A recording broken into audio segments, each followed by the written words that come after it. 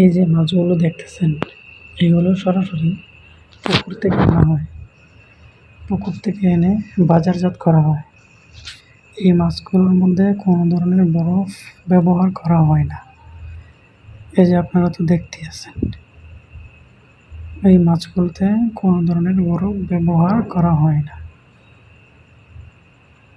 আমি একটু জুম করে দেখাচ্ছি। এই যে দেখেন, একটা মাছের মধ্যেও কিন্তু কোনো বরফ নেই।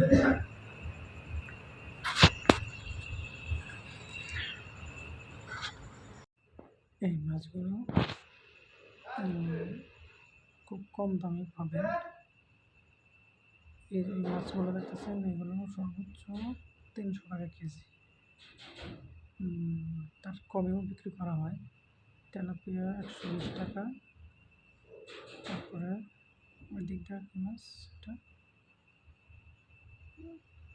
সব কিছু মিলে আসলে এই মাছগুলো কম দামে পাওয়া যায়। আপনারা